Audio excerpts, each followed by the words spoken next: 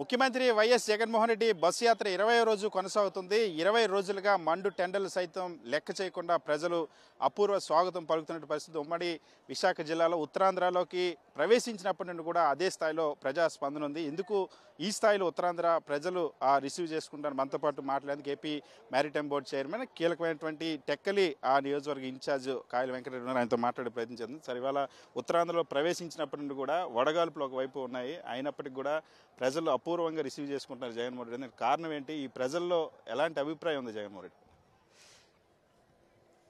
ఒక ఉత్తరాంధ్ర అనే కాదు, రాష్ట్ర వ్యాప్తంగా ఆయనకి అశేషమైన ఆదరణ ఉంది.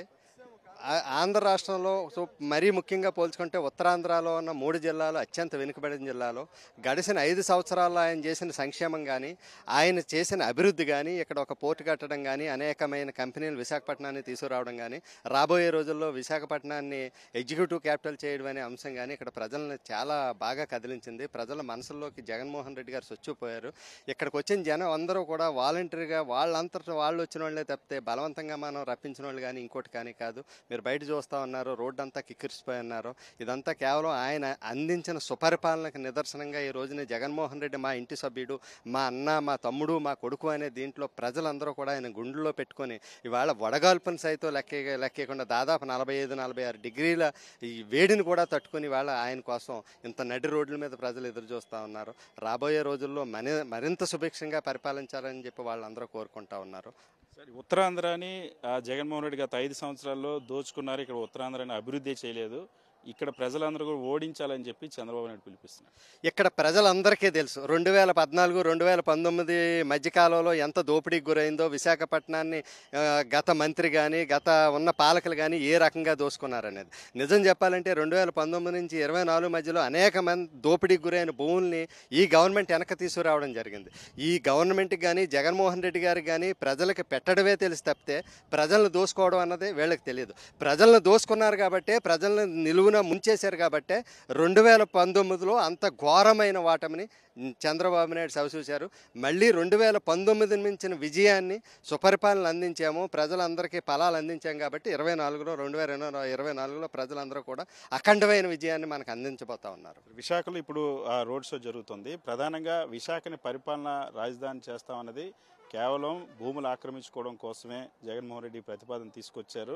దోపుచ్చుకున్నటువంటి భూముల కోసం ఇక్కడ రాజధాని ప్రతిపాదన తీసుకొస్తున్నారని చెప్పి చంద్రబాబు, ఇక్కడ ఉన్నటువంటి ఉత్తరాంధ్ర నాయకులు కూడా చెప్తున్నారు.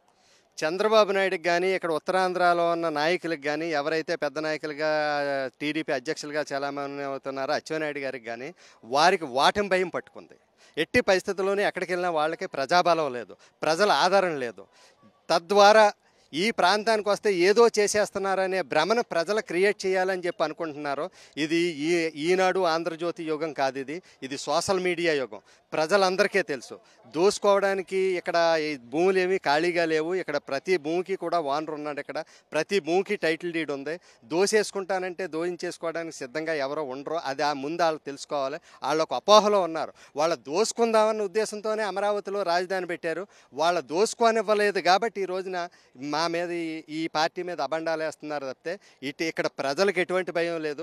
ప్రజలైతే ముక్త కంఠంతో స్వాగతం పలుకుతా ఉన్నారు. జగన్మోహన్ రెడ్డి గారు విశాఖపట్నం నుంచి పరిపాలన కొనసాగించాలి అని చెప్పి. ఉత్తరాంధ్ర 3 జిల్లాలని మేము క్లీన్ స్వీప్ చేస్తామని చెప్పి తెలుగుదేశం పార్టీ అంటుంది. ఎన్నికల్లో ఎలాంటి తీర్పు రాబోతుంది?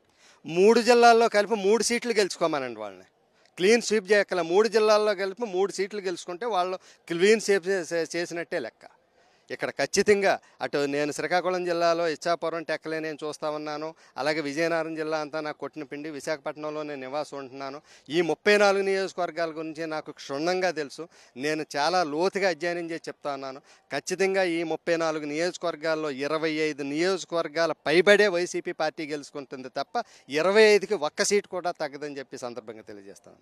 ఖచ్చితంగా వైఎస్ జగన్మోహన్ రెడ్డి ఉత్తరాంధ్ర ప్రాంతానికి చేసినటువంటి అభివృద్ధి, మరీ ముఖ్యంగా విశాఖపట్నాన్ని పరిపాలనా రాజధానిగా చేసుకున్నటువంటి కృతజ్ఞతతో ఈరోజు వైఎస్ జగన్మోహన్ రెడ్డి ఉత్తరాంధ్రలో అడుగుపెట్టినప్పటి నుండి మండు టెండర్లో సైతం లెక్క చేయకుండా ప్రజలు బ్రహ్మరథం పడుతున్నారని చెప్తారు. ఉత్తరాంధ్రలో బీజేపీ, తెలుగుదేశం పార్టీ, జనసేన పార్టీలకి 3 పార్టీలకి ఈ 3 జిల్లాల్లో, ఉమ్మడి జిల్లాల్లో కనీసం 3 సీట్లు కూడా రానటువంటి పరిస్థితి ఉందని కాయల వెంకటరెడ్డి అంటున్నారు. వీడియోని సత్యాతో సతీష్, సాక్షి టీవీ, పెందుర్తి.